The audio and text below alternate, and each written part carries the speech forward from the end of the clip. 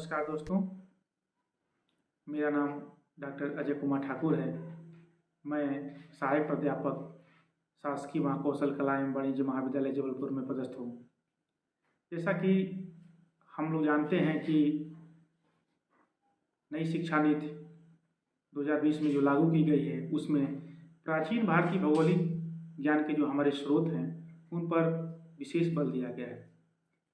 इसका मुख्य उद्देश्य ये है कि वर्तमान समय में जो भी पर्यावरणीय समस्याएं पैदा हो रही हैं, उसके बारे में समझने के लिए, या जो मानव और प्रकृति का जो एक संघर्ष है, जिसमें मनुष्य कभी विजयी होता प्रतीत होता है, परंतु कुछ ऐसी घटनाएं घट जाती हैं जिसमें ऐसा लगता है कि मनुष्य जो है प्रकृति पर विजय प्राप्त नहीं कर सकता। हालांकि कोशिश तो करता है। जैसे कोरोना ने सबको बता दिया कि मनुष्य प्रकृति पर विजय प्राप्त नहीं कर सकता।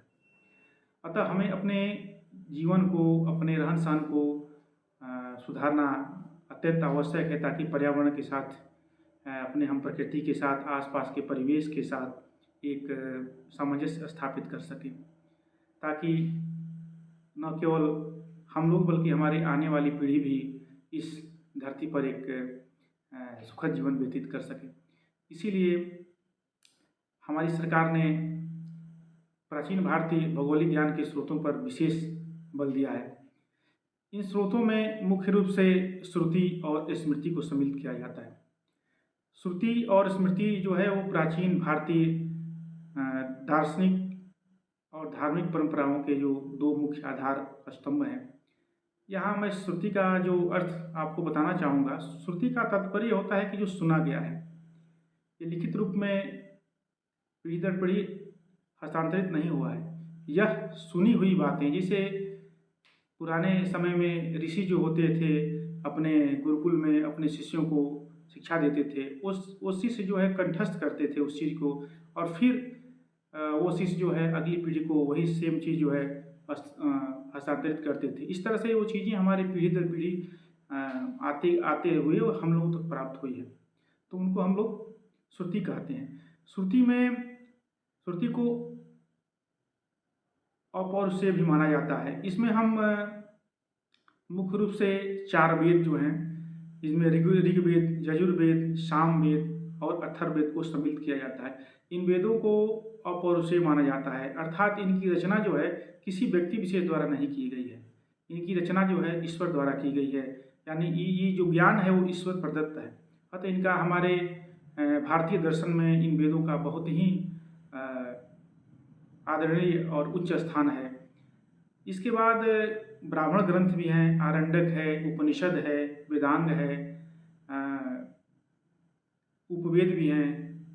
इनको भी हम श्रुतियों की श्रेणी में सम्मिलित किया जाता है। ये सभी ग्रंथ जो हैं वेद से संबंधित हैं और वेदों के बारे में तरह तरह से उनकी व्याख्या करते हैं। इसके विपरीत जो स्मृति साहित्य है, स्मृति का मतलब ये होता है कि जो याद रखा गया हो।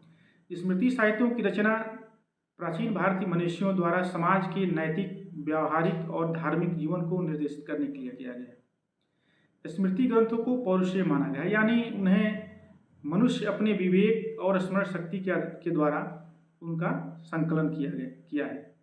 इन ग्रंथों की रचना लौकिक संस्कृत भाषा में की गई है। जो श्रुति हैं, उनको श्रुति साहित्य को वैदिक संस्कृत भाषा में रचा गया है, परंतु जो स्मृति साहित्य हैं उनको लौकिक संस्कृत भाषा में उनकी रचना की गई है। ये ग्रंथ गद्य एवं पद्य दोनों रूपों में उपलब्ध है। स्मृति साहित्यों में जैसे हम लोग के सामने बराबर मनुस्मृति के बारे में चर्चा होती है, जिसमें तरह तरह की सामाजिक व्यवस्थाओं के बारे में बात होती है कि इसमें समाज को तरह तरह के वर्गों में, जातियों में बांटा गया है। तो हम लोग सामान्यतः केवल मनुस्मृति का ही नाम जानते हैं, लेकिन इसके अलावा बहुत सारी स्मृतियाँ हैं, जैसे याज्ञवल्क्य की स्मृति है, नारद स्मृति है, बृहस्पति स्मृति है। इस तरह से हमारे जो ऋषि लिखे हैं, उन्हीं के नाम के आधार पर उन स्मृतियों का नाम रखा गया है। इसके अलावा रामायण है, महाभारत है और पुराणों को भी स्मृति साहित्य की श्रेणी में रखा जाता है। इन ग्रंथों का मूल उद्देश्य है वो मानव जीवन को व्यवस्थित करना और श्रुति में वर्णित सिद्धांतों को जन सामान्य के लिए सरल तथा व्यवहारिक बनाना है। इस प्रकार हम देखते हैं कि श्रुति और स्मृति दोनों ही भारतीय ज्ञान परंपरा के एक अभिन्न अंग हैं तथा भारतीय ज्ञान के आध्यात्मिक एवं व्यवहारिक दोनों पक्षों का मूल स्रोत है। हमारे पास भारतीय मौलिक जो चिंतन है और पश्चिमी जो दुनिया भारत को जो विशेष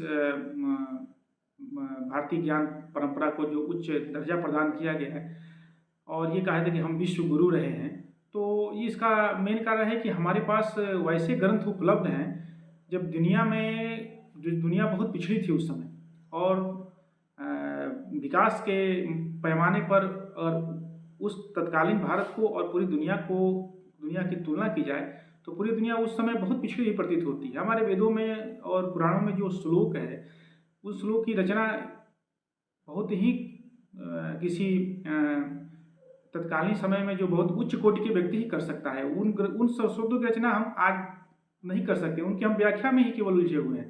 तो ये समझ सकते हैं कि कितने ज्ञानी लोग, कितने ज्ञानी महापुरुष हुए हैं इस धरती पर कि उन वेदों के बारे में, उन पुराणों के बारे में, उन ब्राह्मण ग्रंथों के बारे में उनकी रचना किए हैं और जो हमारे सामने उपलब्ध है।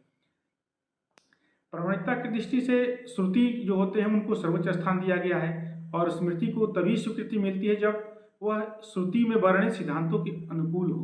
अर्थात जो है श्रुति जो है स्मृति पर निर्भर करती है क्योंकि मूल जो हमारे ग्रंथ हैं वेद हैं और उनके बाद ही सारे ग्रंथों की जो है प्रामाणिकता है।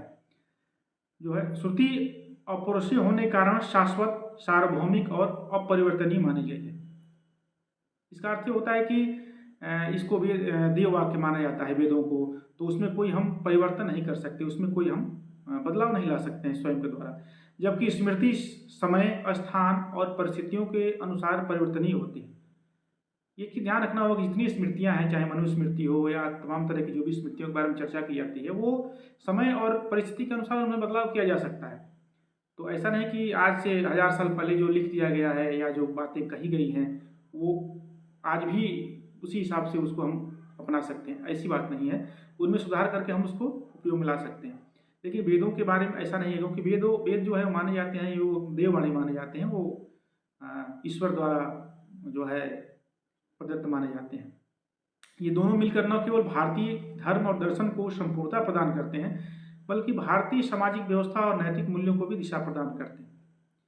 प्राचीन भारतीय धर्म ग्रंथों में भूगोल संबंधी ज्ञान किसी विशिष्ट विज्ञान के रूप में संकलित नहीं है। यहाँ हम लोग भूगोल के विद्यार्थी होने के नाते ये समझना अति आवश्यक है कि इन ग्रंथों में कोई भूगोल से संबंधित कोई स्पेसिफिक कोई टॉपिक नहीं है या इस तरह का नहीं है, लेकिन विभिन्न संदर्भों में भौगोलिक तथ्यों की व्यापक रूप से चर्चा की गई है, जिसमें धर्म, दर्शन, सामाजिक व्यवस्था और नैतिक मूल्यों की जो व्याख्या की गई है। जैसे नदियों के बारे में व्याख्या की गई है, पहाड़ के बारे में व्याख्या की गई है, हवाओं के बारे में किया गया, दिशाओं के बारे में चर्चा की गई है। इनका जो है विभिन्न संदर्भों में प्राकृतिक जो तत्व हैं उनका स्थान जो नाम आया है। तो इन्हीं के द्वारा हम अपने श्रुति और स्मृति जो हमारे साहित्य हैं उनके द्वारा हम ये समझने की कोशिश करेंगे कि इनमें भौगोलिक तथ्य किस तरह के हैं और तत्कालीन समाज जो है उन भौगोलिक तथ्यों के बारे में कितना जानता था और उनका जो हम वर्तमान संदर्भ में उनका उपयोग किस तरह से कर सकते हैं। तो इस वीडियो में मैंने आपको श्रुति और स्मृति ग्रंथों के बारे में, साहित्य के बारे में कुछ संक्षेप में आपसे मैं चर्चा किया और अगली वीडियो में मैं इन सभी विषयों पर एक एक करके मैं कोशिश करूँगा कि आपके सामने इसी को लाऊं ताकि आप लोग जो है इससे लाभान्वित हो सकें। धन्यवाद।